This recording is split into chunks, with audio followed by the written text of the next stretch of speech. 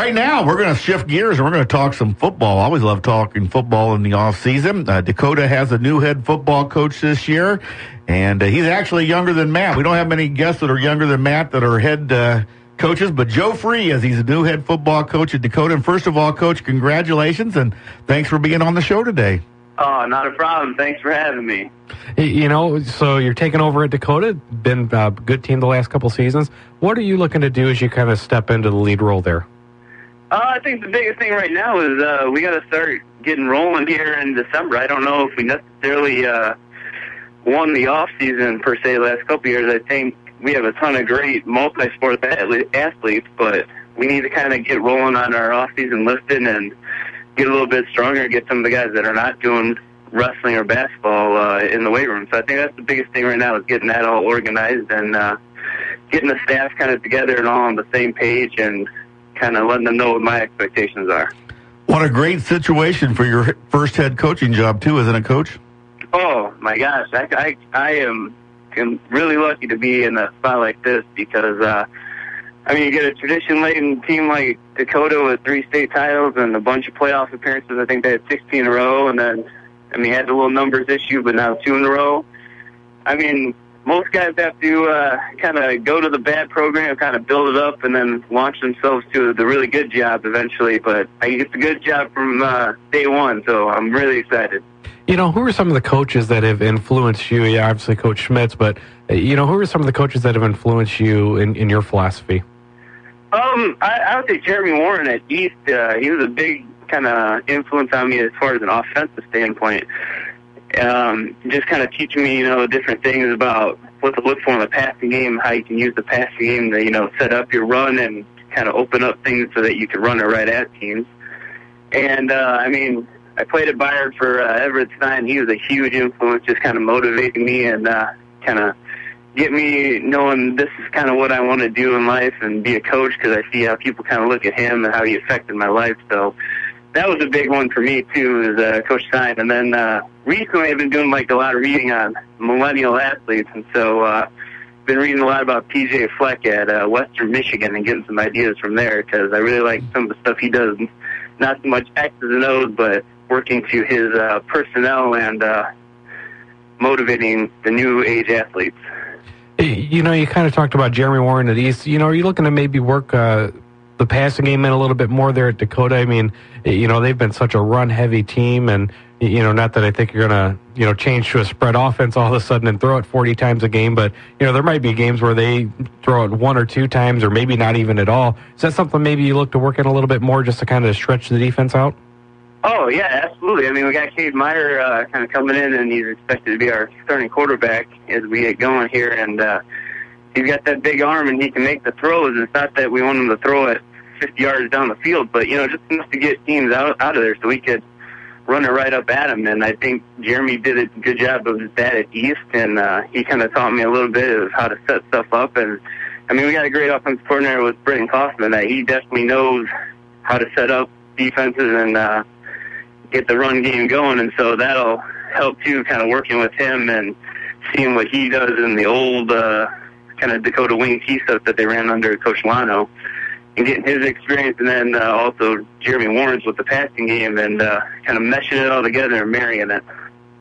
We're talking right now with the new head football coach at Dakota, Joe Free. And Joe, every time we did football this year, every week it seemed like the NUIC had a game that hinged on 2 state-ranked teams playing each other. You had to prepare about every week for a big game, don't you, in that conference? Oh, every week. There's no off weeks there. Even the teams that maybe didn't have a winning record, they were. I know Milledgeville was 4-5, and that was a tough one for us. And even EPC, they kind of gave us a run for our money because they're a nice, young, up-and-coming team. So it doesn't matter what the record is. You're going to get everybody's best every week. And it kind of reminded me when I was back at Byron playing. It was like every week. It was either Oregon, us, Stillman, didn't matter. You're getting the game of the week. So at least that kind of prepared me a little bit for that moving to NUIC. How hard is it in a conference like that to kind of feel like you have success? Because you could have a 5-4 season and, it's all right. But, in that kind of a conference, that can be quite the accomplishment.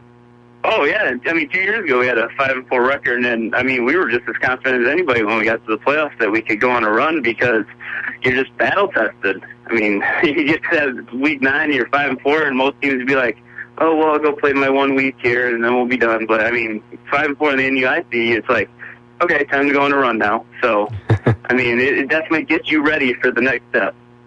You know, when you look at your background, you have a lot of Nick 10 background. I understand your grandpa was a football coach and hung around some pretty good people and stuff. How does that translate from big school football down to a smaller school like Dakota football-wise?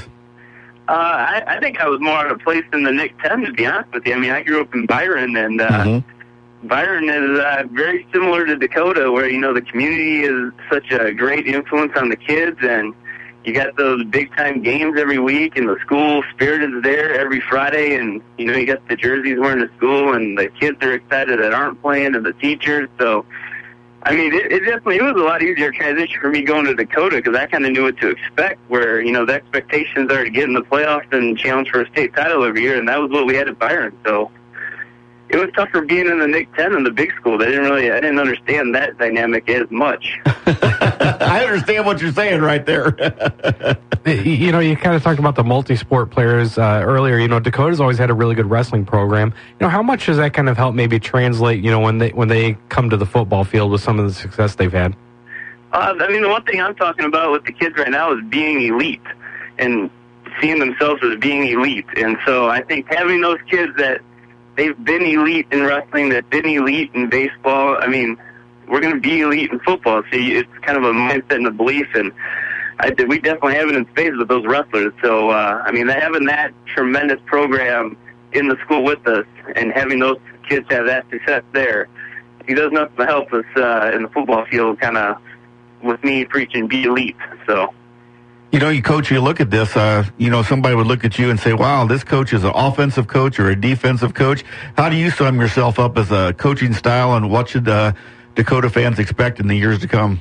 I mean, I ran the defense last years at Dakota, but I've done it all. I mean, I did special teams at East a little bit. I did offense at Belvedere North. So, I mean, I'm just a football coach, and we're going to be aggressive, and that's kind of my deal. It's wherever the other team's the weakest, I want to go after them. So, I mean, we're going to be aggressive, and we're going to be kind of organized chaos a little bit and really kind of try to get after teams and force some issues, and we're not going to sit back and wait for it. You know, you talk about the quarterback coming in and some of the things he could do. I think the big question that would be, is there kids that you think they can actually get out there and catch the pass? You know, Dakota's been so run heavy. You know, do they have kids that can get out there and maybe catch the ball from that quarterback? Oh, yeah. We have kids with tremendous hands. Matt Holsey has great hands. Everything's with his hands. Probably our best receiver is Andrew Wenger. I mean, we didn't really get a good look at him on offense this year because he kind of ran into the knee issue against Lena, and he was just definitely more important to our defense at the time when he came back, so we eased him back in. But he's probably got the best hands in the whole program. So, I mean, we got a bunch of kids that can catch the ball. Hunter Knox kind of had some catches last year that helped us, but we only threw maybe like 3 times a game, so it's hard to tell. I mean, losing Casey Brockhausen will be that would be kind of sad for me because he was a big body target there. But we got a good 4, 5, 6 kids that can catch the football and kind of get out in space. So we're just going to use our personnel to the best of our ability. You know, also it was announced that you're going to have a new boss. The new athletic director, Chad Ferguson's coming in and replacing Mark Pfeiffer. So a lot of new changes going on at Dakota, and that's got to be kind of fun for everybody. Oh, yeah, it's definitely a buzz around the school the last few days. I mean, kids are kind of getting excited again about football, and they're kind of excited about the general direction the athletic program's going, and it helps being right in the middle of wrestling season where they're doing their usual. So we expect them to keep rolling, and I mean, there's definitely a buzz in the school, a lot of excitement with the kids. Okay, let's talk. You know, next year at this time we're talking to you. You got your first year in. What would you like to be telling us about what happened at Dakota in your first year? Oh, I think that we got better on and off the field. I think that our kids kind of bought in, and they kind of just got better as students, that their grades are better than they are now. They kind of they changed their best. I told them from the very first meeting we're going to change our best. And so if this is the best that we did last year, then we need to change it and do better. So, I mean, I'm hoping, you know, We want to go far in the playoffs, but there's no reason we're not in the playoffs. We need to be in the playoffs. We need to be in the top half of that NUIC. So, I mean, those are probably my goals, and then we'll kind of see where it goes once we get in the playoffs. So that, you know, the expectations are the expectations in Dakota. Before I let you go, Coach, did I see a picture of you holding a baby on your Twitter account? Oh, yeah, that's my little guy. That's Brady. How old's Brady now? He will be 8 months here next week. Well, I could tell that you have a baby because you were up the same time I was this morning, and that's usually the first sign of that, isn't it? Oh, yeah. But, I mean, I'm very fortunate. My wife was up about an hour before that, and she takes care of a lot of the early morning stuff, and I take the late shift, so. Well, you're a good dad. Hey, it'll be the opposite of Coach Schmitz. He was always up early. I mean, I'm more of a late guy myself, so. There you go. Hey, Coach, thanks so much for being on, and we appreciate it. We'll keep in touch with you over the football season, and hopefully things will go well for you, and thanks again.